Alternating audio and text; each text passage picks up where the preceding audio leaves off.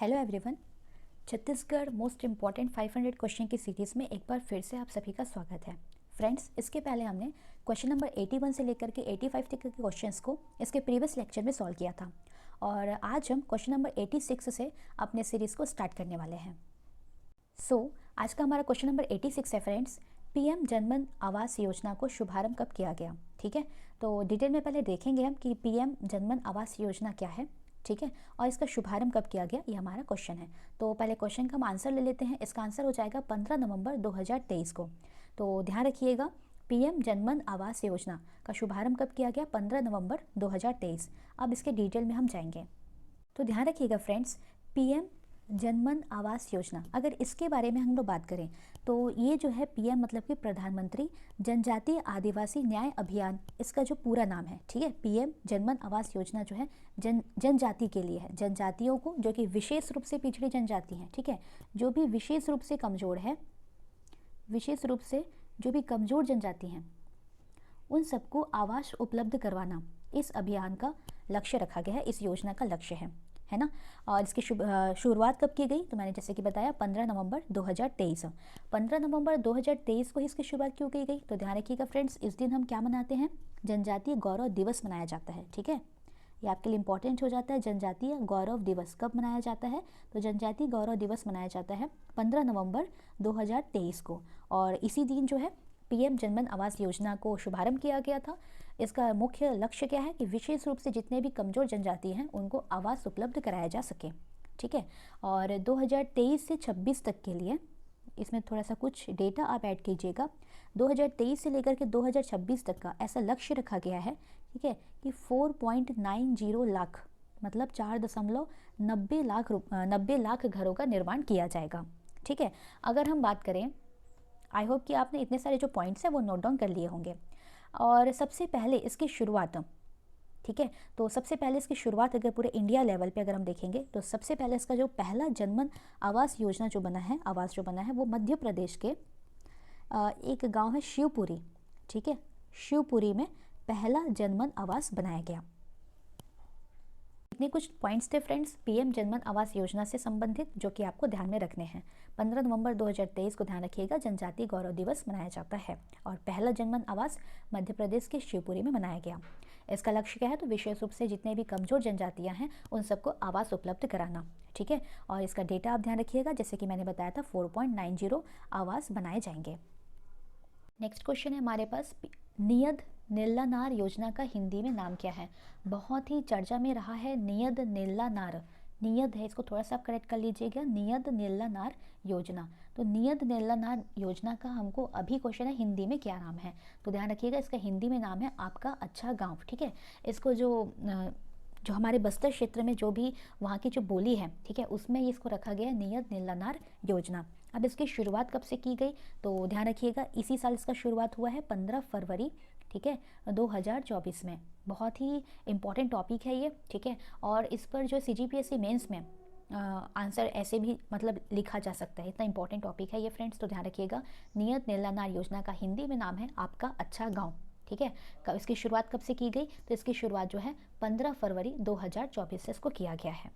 अब इसके बारे में बात करें कि ये क्या है, तो आपको नाम से ही समझ में आ रहा होगा, आपका अच्छा गांव मतलब कि गांव को अच्छा बनाना है। अब गांव को अच्छा बनाने के लिए हम क्या करेंगे, जितने भी उसके इंफ्रास्ट्रक्चर हैं, ठीक है, जो भी अधोसंरचनाएं हैं, उन सब का विकास करना होगा, इंफ्रास्ट्रक्चर का विकास करना होगा। अब ये गांव के इंफ्रास्ट्रक्चर में क्या क्या शामिल है, तो ध्यान रखिएगा फ्रेंड्स, इलेक्ट्रिसिटी, ठीक है, तो फ्री बिजली उपलब्ध करा सके। ठीक है, इलेक्ट्रिसिटी प्रोवाइड करना, और ATM, ठीक है, बैंक ATM प्रोवाइड करना, तो हम सिंपली ATM लिख देते हैं। इसी सब से तो गांव का इंफ्रास्ट्रक्चर डेवलप होगा। ठीक है, जितने भी जहाँ पे भी टावर नहीं है, मोबाइल कनेक्शन के लिए जो टावर नहीं है वहाँ पे टावर बनाना, रोड्स का अच्छे से निर्माण करना, तो बेसिकली इन सभी संरचनाओं को विकसित करने के उद्देश्य से नियद नीलानार योजना को शुरू किया गया है। ठीक है, अब हम बात करेंगे कि इस योजना का संचालन कहाँ कहाँ किया जाता है।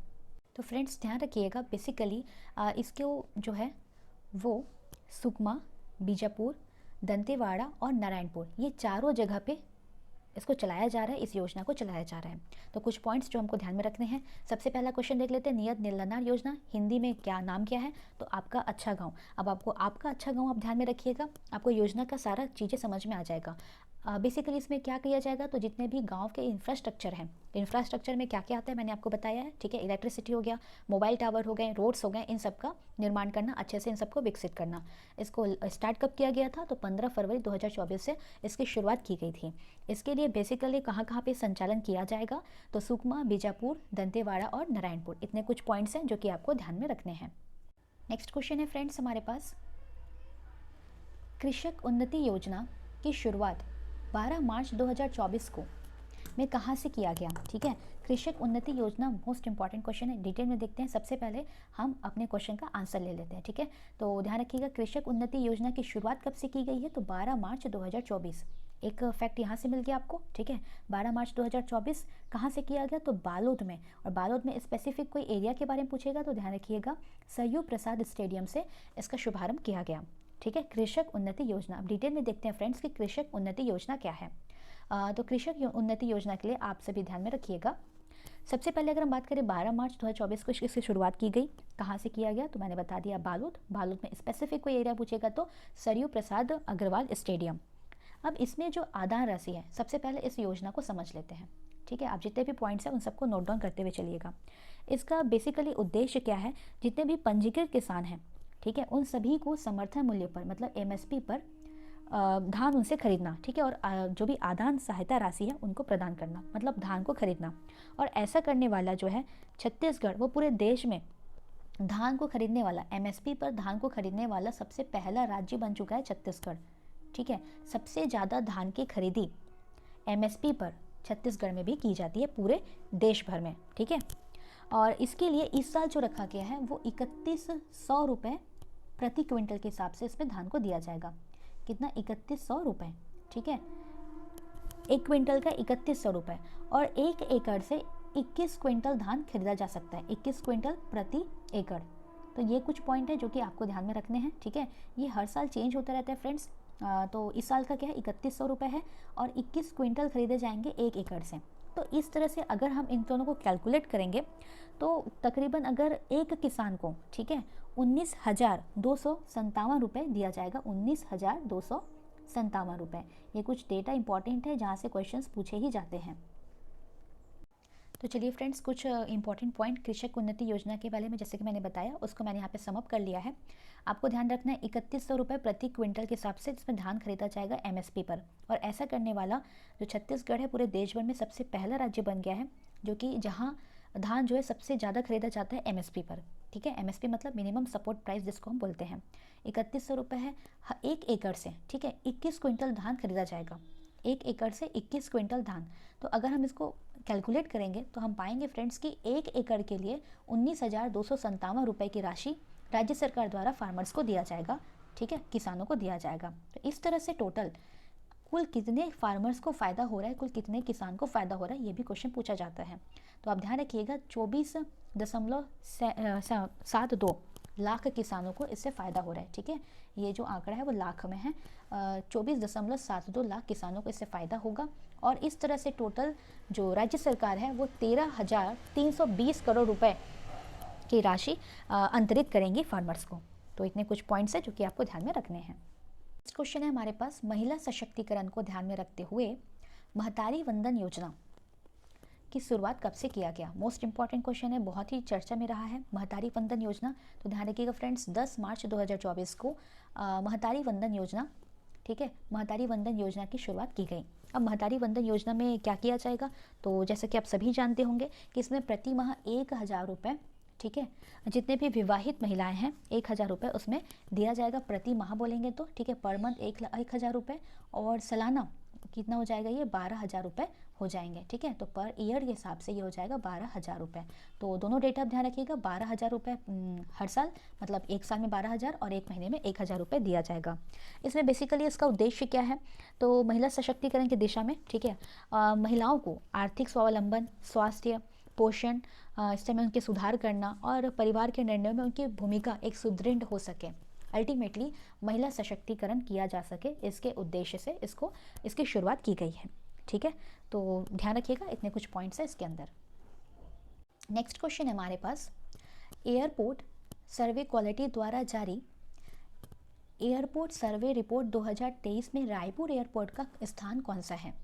तो एक रिपोर्ट जारी किया जाता है एयरपोर्ट सर्वे क्वालिटी के द्वारा, ठीक है। सभी जितने भी देश भर में जितने भी एयरपोर्ट्स हैं उन सभी को लेकर के एक रिपोर्ट जारी किया जाता है एयरपोर्ट सर्वे क्वालिटी के द्वारा। और अभी 2024 में मतलब 2023 का रिपोर्ट जारी किया गया, उसमें जो रायपुर को 5वां स्थान प्राप्त हुआ है, ठीक है। एयरपोर्ट सर्विस क्वालिटी, ध्यान रखिएगा, ASQ के द्वारा इसको जारी किया जाता है, ठीक है। ASQ के द्वारा कब से कब तक के लिए रहता है ये? तो ध्यान रखिएगा फ्रेंड्स, ये जो है 1 जनवरी से 31 दिसंबर तक के लिए रहता है। तो अभी हम जो रिपोर्ट पढ़ रहे हैं वो 2023 के लिए है, ठीक है। और जब वो जनवरी होगा तो हमको 2024 का भी रिपोर्ट देखने को मिलेगा। कब जारी किया जाता है? तो इसका जो है वो मार्च में इसको जारी किया जाता है। रायपुर का क्या स्थान रहा है? तो रायपुर का स्थान रहा है 5वां। तो हमारे लिए इंपॉर्टेंट हो जाता है कि सबसे पहला कौन बना है। तो सबसे पहले नंबर पे है इंदौर। जितने भी क्लीनलीनेस से रिलेटेड जो भी चीज़ें रहती है उसमें मैक्सिमम जो रैंक रहता है फर्स्ट, है ना, जनरली वो इंदौर का ही रहता है। तो आप ध्यान रखिएगा इस तरह से।